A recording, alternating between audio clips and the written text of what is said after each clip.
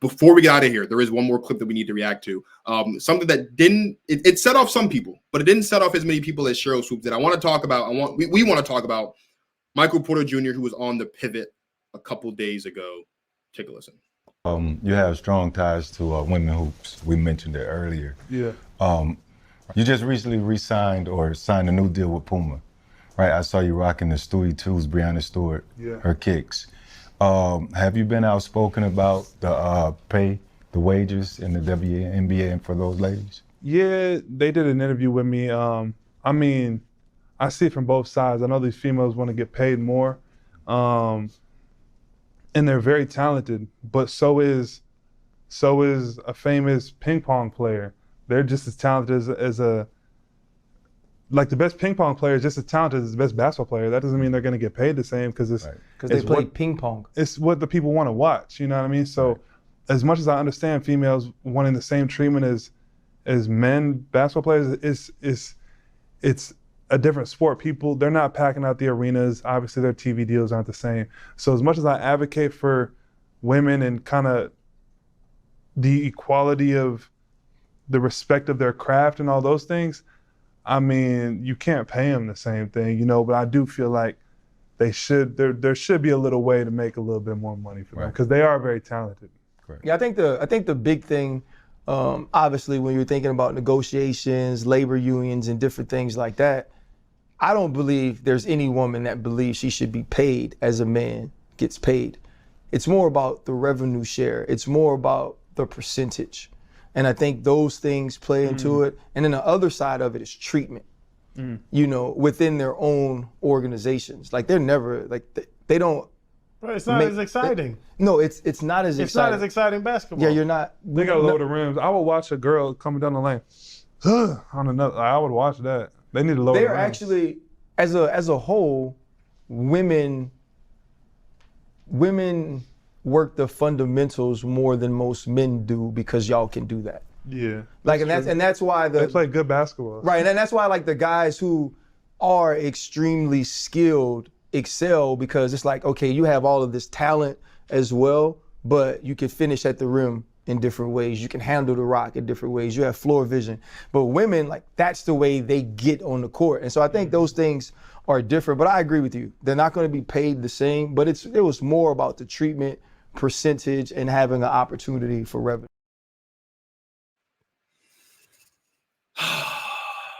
So I was out after ping pong. I was done after ping pong. And I told you that. After ping pong, I was done. But then Michael Porter Jr. said they should lower the rims. And one of the things we talked about very early on was dunking is not why you watch basketball. And Michael Porter Jr., I don't know you, but like I know, when you were a kid, you did not pick up a basketball for the first time because you saw Michael Jordan dunk a basketball. You picked up a basketball for the first time for something else. Dunking is not what makes basketball exciting. To Michael's point about they don't sell arenas. Sure they do. That's not true, actually. Iowa's season ticket holders sold out for the first time ever at the beginning of the season because people wanted to see Caitlin Clark play basketball. The women's Final Four last year, most watched ever, most attended ever.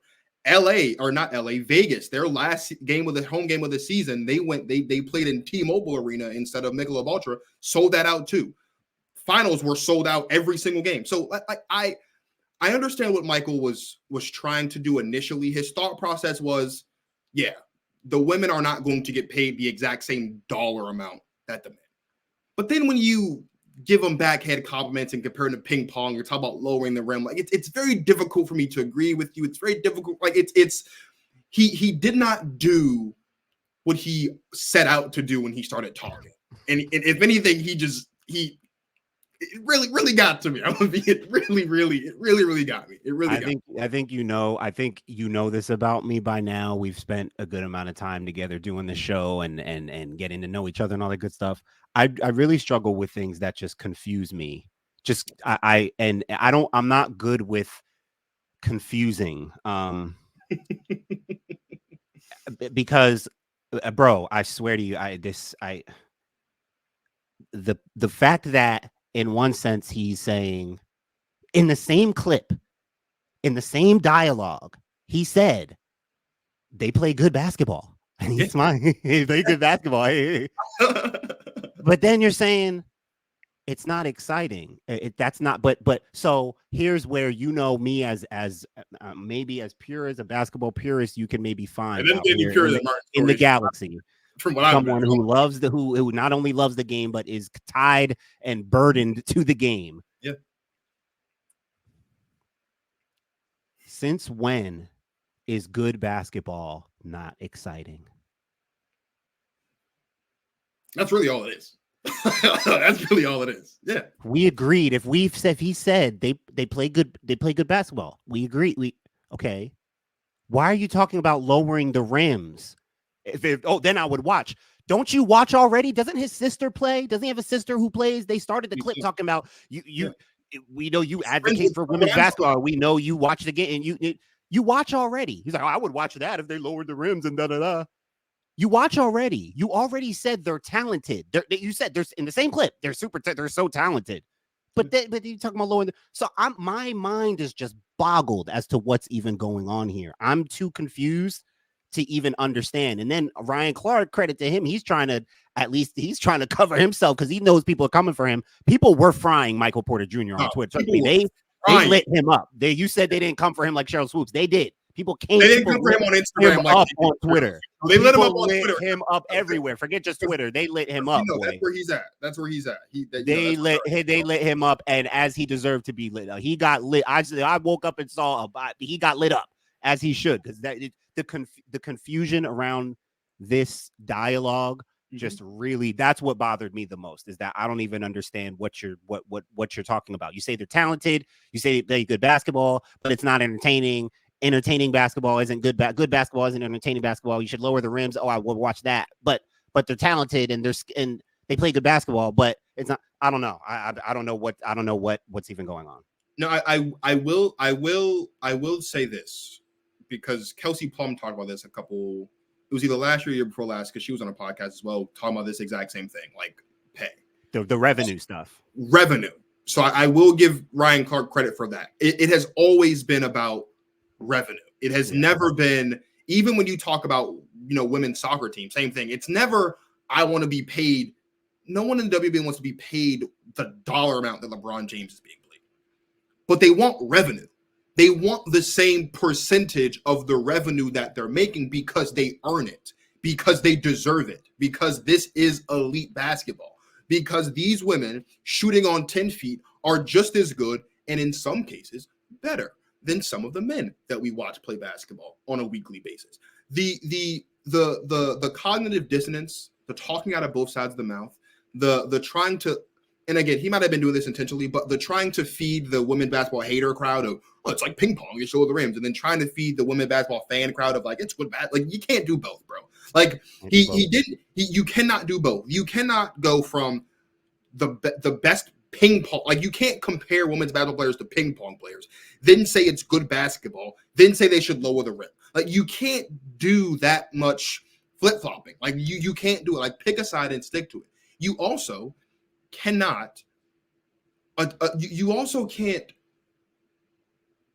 in one breath praise the game, but then in another breath absolutely lie about what's taking place. Women's basketball sells out arenas. The LSU South Carolina game. Stick to WNBA, because he's really talking about WNBA. But he really is talking about WNBA. Yeah, there are, like, when you have, WNBA was one of the most watched. Last season was the most watched WNBA season ever.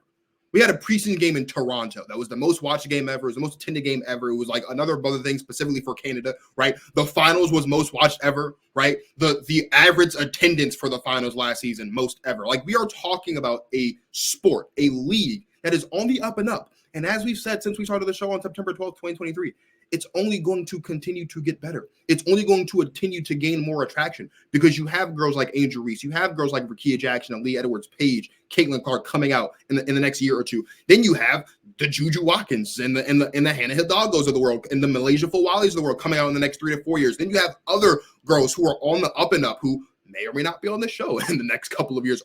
Like, the popularity of the sport is going to continue to rise. There are WNBA games that drew in more viewers than NBA games. And I don't mean NBA games with 2 bad basketball teams, not like Pistons Wizards game, like Nuggets Celtics. There are games in the WNBA last season that drew more viewers than like 2 heavy hitters in the league. So to say that no one's watching, to say that they're not selling out arenas, to say that they need to lower the rims, to compare the sport to ping pong is a slap in the face, not just to your sister who plays the sport, not just to Breonna Stewart, whose shoes you were wearing in a game a couple weeks ago, but to every women's basketball player in college, in the WNBA, in high school, in elementary school, middle school, so forth and so on, and every fan who loves and enjoys this sport. Because the game of women's basketball isn't going anywhere. It's only going to continue to rise. And it was just, again, when he started talking about ping pong, he lost me. Yeah, it's When just he said ping really, pong, he lost me. yeah, it's really disappointing, and frankly, it's embarrassing that that representatives of the highest order of male professional basketball in the world are doing anything but talking about why people should be watching the WNBA more. It's disappointing, and it's embarrassing that that any male basketball player who's professional, who has a platform, and who people listen to and respect, it's embarrassing for them to be out here talking like this and talking about anything else than why people should be watching the product of WNBA basketball more. The only thing I'll say about like even the lowering the rims thing, bro, like the only way I could go for that is if it was like an all-star weekend thing, Sure, or like a one-off, like some just fun, like silly thing. Not like, bro, we don't need it doesn't need that. Like, why is that even coming up, bro? The game is fine. That's not gonna. We've talked about it. That won't get more people watching either. They'll still be complaining about other stuff. It still won't be for them. So I rest on the premise that since when did good basketball not become exciting? And you said it. People don't watch for dunks and stuff, but guess what, Marcus? They do. People watch this for entertainment. They do. And look, I get it. It's an entertainment business, but flashy handles and dunks and entertaining plays and stuff. You can go to the circus for entertainment. Basketball is a game of detail, of finesse, of detail, of skill. Right? Like it's this ain't really for your entertainment. Like I get it. You pay tickets, you go, you want to see stars, you want to see, but basketball is basketball, baby. I've shot 3rd and 4th grade AAU games and been locked in from beginning to end as if Steph Curry was out there playing. So you can't talk to me about the game and loving the game or not. Like, please, bro, the game is the game. Y'all gotta cool it out here. Michael Porter Jr., you have embarrassed us, my brother. Yeah, you have embarrassed us as a black man, no less. You have embarrassed us, and also just in Black History Month too. A lot of places too. A lot of times. Come and on, also, bro. And also, just want to say one last thing too. These are the comments. These comments from NBA players are what other people fuel to fire when they want to say, "Oh, I wonder how much this guy got paid to go sit at the game courtside." Like we have to think about that. Like you're not just you are as much of an ambassador for the game of women's basketball and for the WNBA as any WNBA player. Because we know how this works, bro. Like there are so many people. Think about Kobe, bro.